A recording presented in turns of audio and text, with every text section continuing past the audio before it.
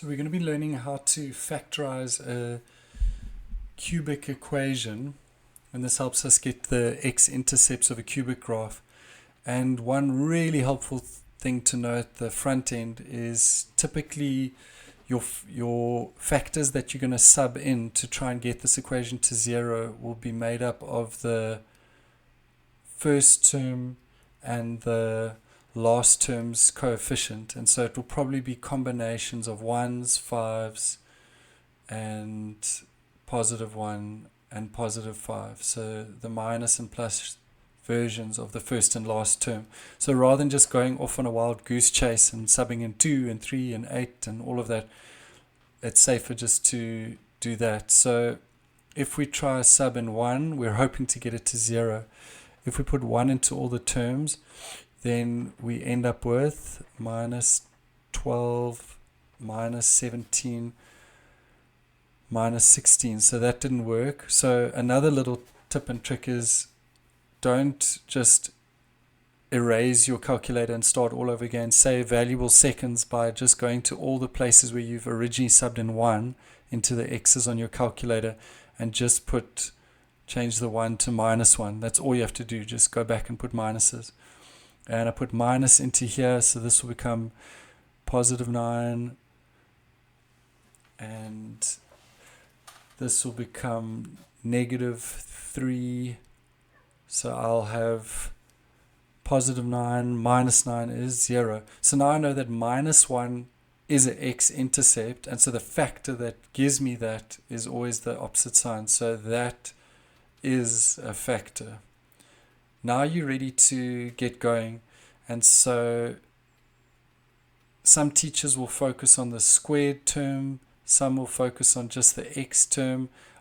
There's no right or wrong. I prefer to just as a habit focus on the x squared term, and so what I'm saying is first times first should get me back to the first, so that must be x squared. Last times last should get me back to the last term, so this must be minus 5, and then to be safe, let's just call this kx so long, and I'll always just call that middle term kx. Then, like I said, some teachers will focus on the x term. I'm going to always focus on trying to get the x squared term, which will come from what I call a double smiley face. So this term times this term gives me kx squared.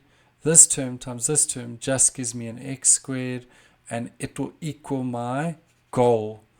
And my goal is to get back to the original x squared term.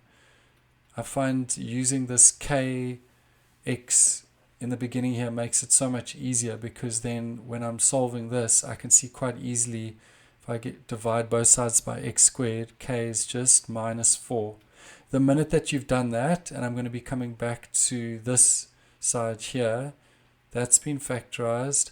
I'm now just going to replace k with minus 4, and so this bracket becomes grade 9 or 10, just factorizing a trinomial, and I end up with these factors.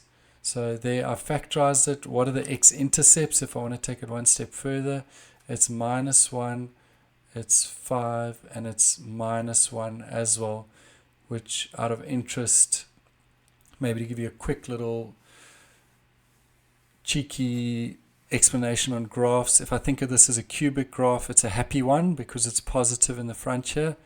So a really quick picture of this, it's going to be going up first.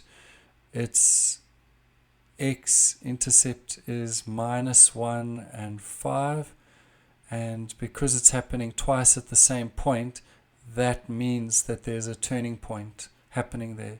So it's going to turn there, and it's going to go straight back up again. Hope you enjoyed that. Like it, subscribe to our channel, and share it with friends if you found that helpful.